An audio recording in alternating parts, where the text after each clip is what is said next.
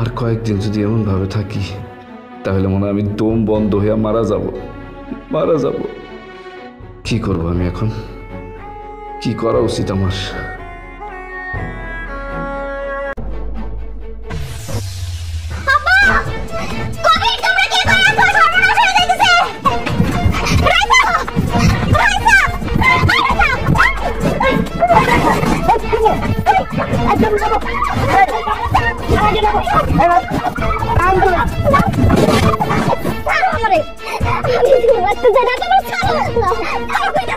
আমার কি হইল রাইসা?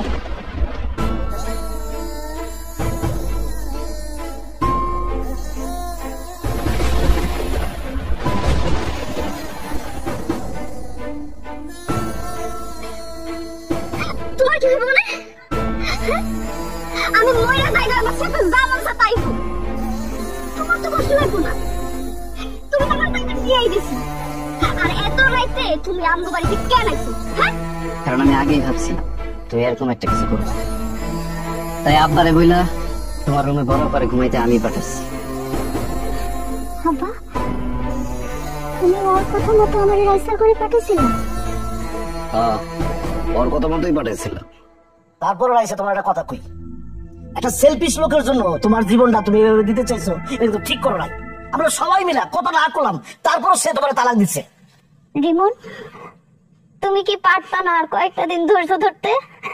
কেন আমার বোনটারে তালাক দিছিলা? আসলে মানুষের যখন দেয়ালে পিঠ ঠেকে যায় তখন আর মানুষের কিছু করার থাকে না। বাদ দাও তোমার লেকচার। তোমার মতো কাইলার জন্য আমার সুন্দরী শালিকা আজকে আত্মহত্যা করতে চাইছে। আমি তোমার ছাড়বো না, আমি তোমার সহজে ছাড়বো না। কাউকে তোমার মামলা করো। কত বড় সাহস তোমার! তুমি আমার বোনটা তালাক পাঠায় এখানে আবার নাটক করতেছো না? তালাক নেওয়াটা পইরা দেখছিলেন আপনারা? না, আমি কাউরে করতে দিইনি, ওটা আমি আমার কাছেই রাখছি। এই কারণে মানুষ বলে যে আমরা যা খালি চোখে দেখি তা সবসময় ঠিক হয় না। মানে কি? মানে আপনার বোন যখন তালাক নেওয়ার পরেই নেই, এটা নিয়ে আর আমি কথা বলতে চাই না। আসি। খবরদার, তুমি এক পাও আগাবা না, আমি এক্ষুনি আইতাছি।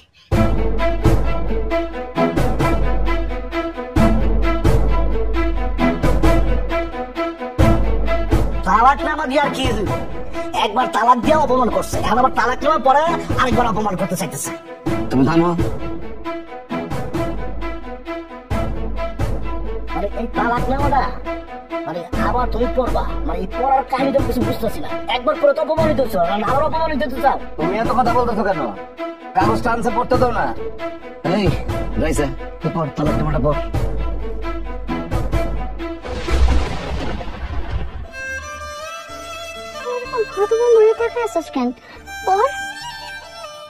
রাইসা, তুমি ভয় পাও না, তুমি নির্দ্বিধায় পড়তে পারো।